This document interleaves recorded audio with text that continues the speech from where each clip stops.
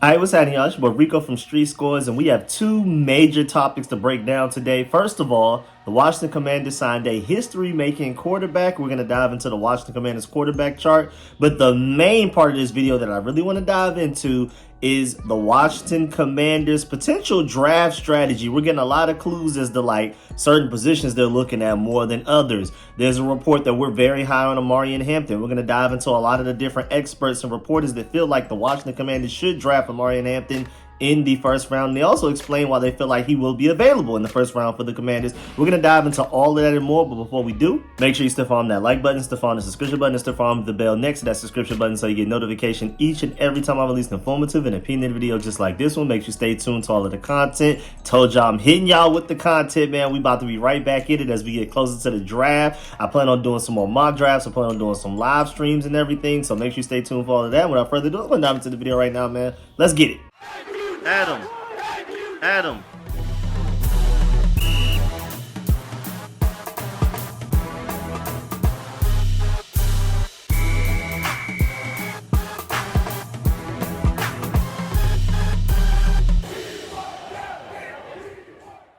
All right, so I wanted to go ahead and get the Josh Johnson part of this out the way. And speaking of his name, that's who we're talking about. Washington signed quarterback Josh Johnson 2 days ago to a one-year deal. He started 3 games for Washington back in 2018, if you remember, and we had like a little streak going. We was like, okay, maybe we found something. And then I think it was that Tennessee Titans game. That was the one that the wheels completely fell off, and it was like, yeah, we need a new quarterback next year. This ain't it. But I remember there was a couple of games where we're like, okay, this Josh Johnson guy, you know what I'm saying? But thank goodness we don't have to worry about that anymore because we have Jaden Daniels. But he also played 2 games in 2022 with San Francisco when General Manager Adam Peters was there as their assistant general manager. So he has a lot of connections to the Commanders and some people who are involved with the Commanders right now, most notably Adam Peters.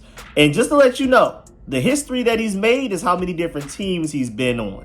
He has been on 14 different teams throughout his career, which is the most in NFL history, just to let you know. There is no other player in NFL history that has been on 14 different teams. I mean, even with us, he's been on our team with 2 different name changes. Like, golly, if you take a look on the screen right now. Buccaneers for 3 years, then the 49ers, then that UFL, SFL, CFL, some team non-NFL, then the Cleveland Browns, all in the year of 2012. Then the Bengals, then the 49ers again, then the Bengals again, then the Jets, the Colts, the Bills, all 2015, then the Ravens and Giants in 2016, then the Texans in 2017, then the Raiders, then us in 2018, we remember that, then another random team that's not the NFL, and then the Lions in 2019, then another non-NFL team, then the 49ers in 2020, and then you have the Jets and the Ravens in 2021, then you have the Broncos and 49ers in 2022, which is when Adam Peters was there. That's where he crossed paths with him. Then he's been with the Ravens for 2 years. You know what I'm saying? That was a nice little stint for him right there. And then now he's officially on the Commanders in 2025. This guy is basically the DJ Augustine in the NFL. But what's crazy is that he's actually been on more teams than DJ Augustine has. So this boy Josh Johnson is just in a tier of his own. Again, making NFL history for how many different teams he's been on. And also shouts out to Resh Manuel for pointing out the fact that Josh Johnson has also had a minimum of 2 separate stints with 5 teams. The 49ers, I think he had 3 of them. Also, Johnson reunites with Commanders assistant quarterbacks coach David Blau.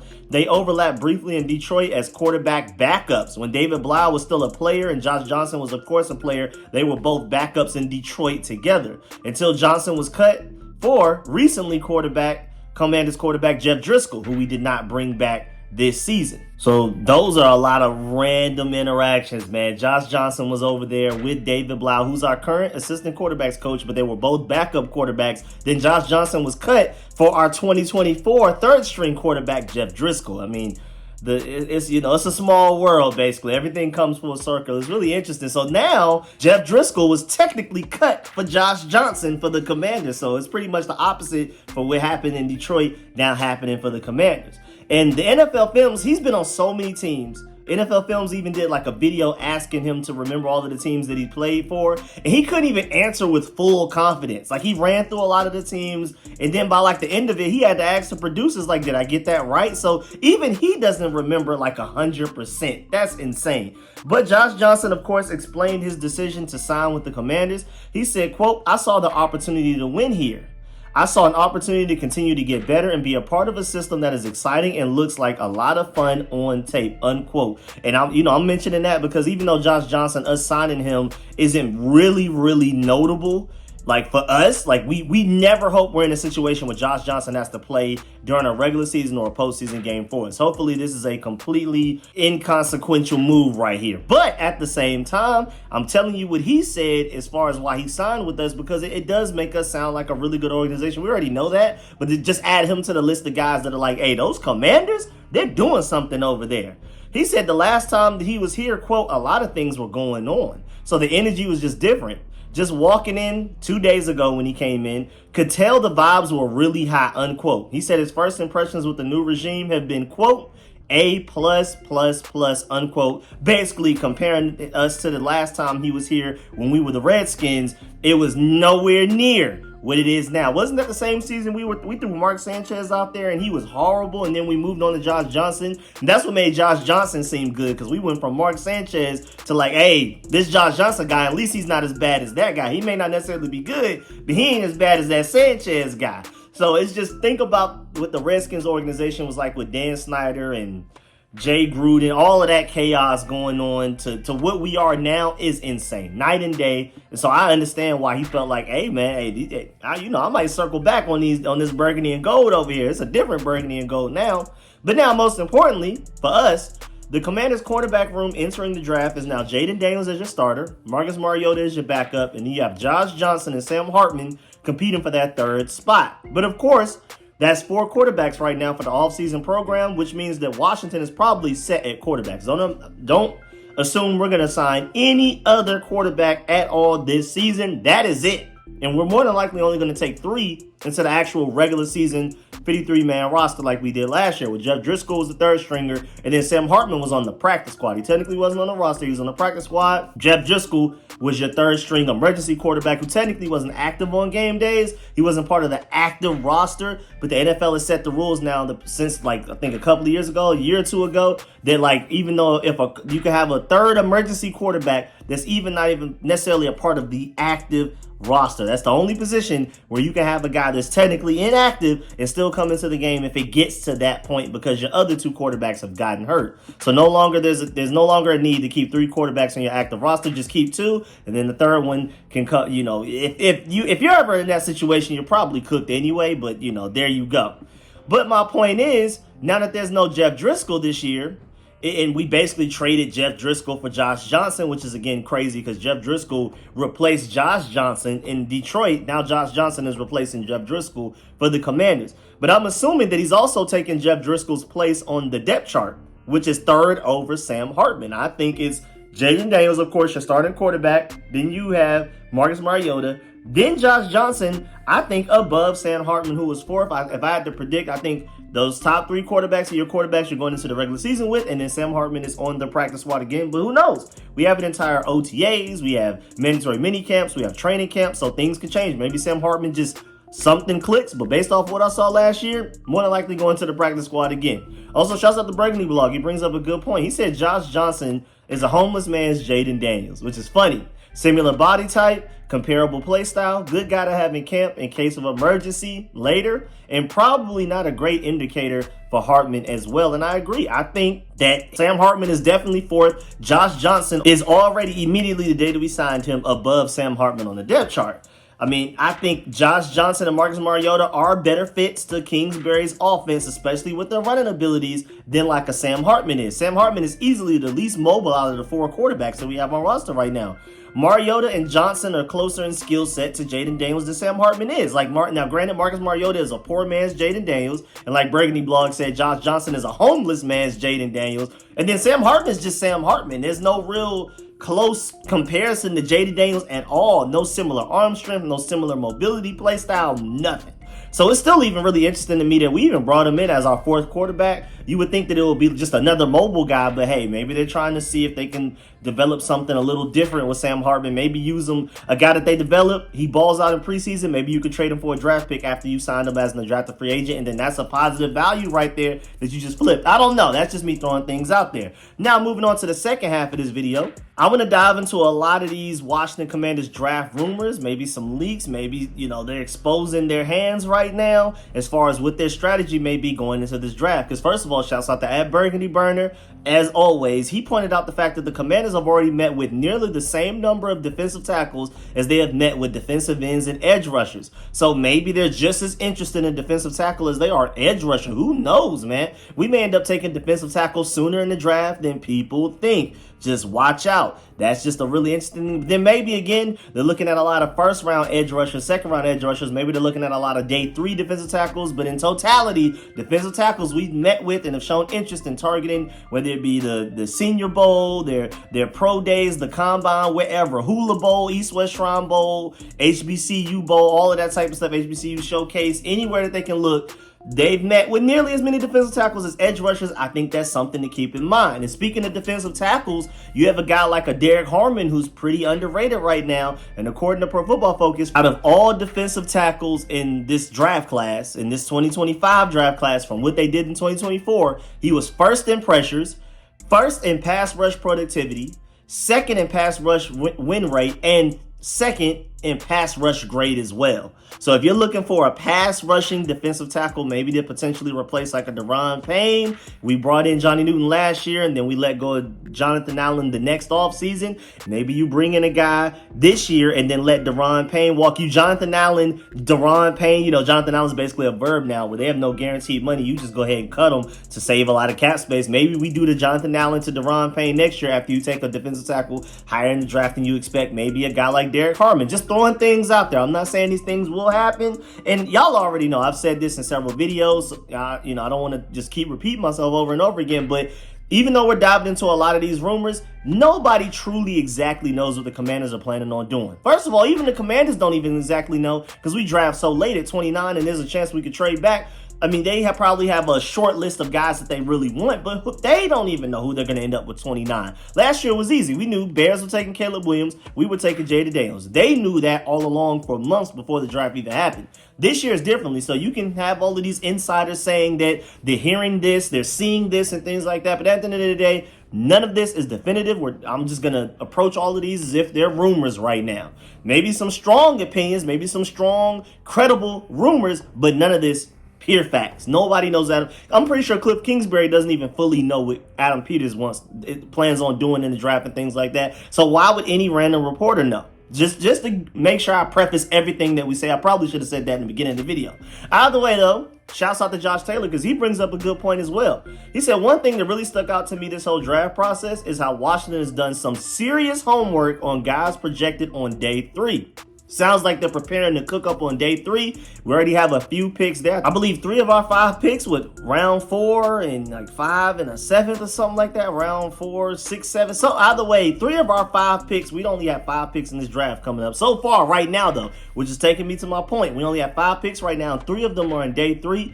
We may do some trade backs, especially, after the first and second round, we may get aggressive with trading back. Like, I wouldn't be surprised if we trade back from that 4th round pick that we have, and then we just accumulate more day 3 picks. Again, they're doing a lot of homework and some serious homework on a lot of guys projected in day 3. So they may go ahead and do what they got to do to trade back, acquire more draft picks, however they got to do it, and get as many guys in day 3 as possible. That's rounds 4 through 7. We'll see. I'm intrigued. Also, shouts out to Mark Tyler, because he brings up a good point. He tweeted back on April 11th that in the 7 drafts Adam Peters was a part of the 49ers, the team never took a running back or a cornerback with a top 64 pick. That's the first 2 rounds of the draft. In picks rounds 1 and 2, they took edge 3 times, wide receiver 3 times, offensive lineman twice, quarterback once, defensive tackle once, and linebacker once. Peters did take San Francisco with a 2nd round pick, 50th overall in his first year in DC though. So maybe he's doing things differently here with the Commanders than he did the entire time he was with the 49ers. But that's really interesting that, Adam Peters, typically when he was with the 49ers, they did not take running back or quarterback within the first 2 rounds. And I would argue Between those two positions, an edge rusher, specifically a pass rusher, those are the positions I feel like we're most likely to take in the first 2 rounds. A home run hitting running back, a pass rusher would be my number 1 need. Home run hitting running back probably second, and then corner maybe third. I'm not gonna lie, corner, safety, one of those, defensive back just in general maybe third. And again, that Adam Peters, when he was with the 49ers, they didn't do that. But again, the first year he came with the Commanders, they did that. But I do want to point out the fact that Mark Tyler also added that just in case, because you're like, okay, well, that was the 49ers and Adam Peters was the assistant general manager, not the general manager that was running the entire show. But Mark Tyler pointed out the fact that from what he's heard, Adam Peters had a really loud voice in that draft room. Kyle Shanahan already said that Adam Peters pretty much ran rounds 4 through 7. Like any player that they took rounds 4 through 7, that was usually an Adam Peters pick for the 49ers the whole time he was there, even with general manager John Lynch and Kyle Shanahan running basically rounds 1 through 3. But then even rounds 1 through 3, Adam Peters apparently had a lot of say there as well. So maybe that's indicative of the fact that maybe we don't go running back or corner in the first 2 rounds. But again, Mike Sainristil, we just took one in the second round last year. So he's probably just switching it up with the Commanders. He's like, the 49ers did it this way. That was cool. I took notes. I'm adapting. Maybe we should switch something. Maybe not switch up everything. The 49ers did some things well, but maybe we should switch a few things up now with my new baby, the Commanders. And honestly, moving on, wide receiver may be a bigger need than you think, man. I mean, we may be good to go for 2025, especially with Jaden Daniels took to the NFC Championship last year. What we already have on roster before the draft is already way better than we had last year. But between age and expiring contracts, we may need more wide receiver help this upcoming draft, like at the end of this month, than you probably think. Shouts out to Rep the District because they did a great job pointing out the fact that out of the Commanders' current wide receiver contracts right now, you have 1 year remaining Terry McLaurin. Deebo Samuel, 1 year remaining. Noah Brown, 1 year remaining. KJ Osborne, 1 year remaining. Michael Gallup, 1 year remaining. And then Luke McCaffrey, who I believe in. I think he's going to end up being a good wide receiver, but he hasn't really shown us much yet. 3 years remaining. Everybody else is 1 year remaining right now. Now, I'm pretty sure we're going to re-sign and extend Terry McLaurin long term. I'm thinking they're probably going to do that with Deebo Samuel as well. But again, between age and the current setup of our wide receiver room's contracts, we probably are looking at getting somebody probably sooner in this upcoming draft than you think, because we need some really good talent for the future, man. Jaden Daniels is still young, man. He's only going into the second year right now, and we need some guys that are going to be here in the long haul with him. I love Terry, but I mean, is Terry going to be here in the next 5 years by the time like Jaden Daniels is done with his contract? Is Terry still going to be considered like a top 10 wide receiver? All of that type of stuff. So that's just something to think about. We need to be looking for our next Terry right now before Terry is no longer Terry is the point. Now moving on, according to NFL rumors now, again, speculation, nothing definitive, but the Commanders, of course, already reported a couple of days ago that the Commanders do want to draft a dynamic running back that's capable of playing on every down. That was from John Kahn. The NFL rumors added to that Washington has Omarion Hampton high on their wish list. Now, I don't exactly know what their source is there, but I love Omarion Hampton, so I'm happy to hear that. And shouts out to Alex Ballentine on Bleacher Report because they wrote an article saying one surprising need each NFL team could address in the 2025 NFL Draft. So all 32 NFL teams, they break down each team's surprising need. They're like, hey, man, don't sleep on the fact that this team may really need this more than most people think, and they may take it higher in the draft than you'd expect. And so for us, our surprising need was running back. And he said he listed the potential targets. 1, Omarion Hampton. At 2nd, Caleb Johnson. And then 3, Dylan Sampson of Tennessee. And then he said, don't overlook the Commanders when considering teams that might take advantage of a deep running back class. Giving Brian Robinson a second contract shouldn't be enticing after 3 years of nearly identical production. And Austin Eckler was a fine change of pace option last season, but he'll be 30 years old this season. All of a sudden, it's clear that a functional running back duo could be too old and expensive to take in 2026. Omarion Hampton is the 10th overall player on our board, as in Bleacher Report. They feel like he's the 10th best player out of this entire draft, regardless of position.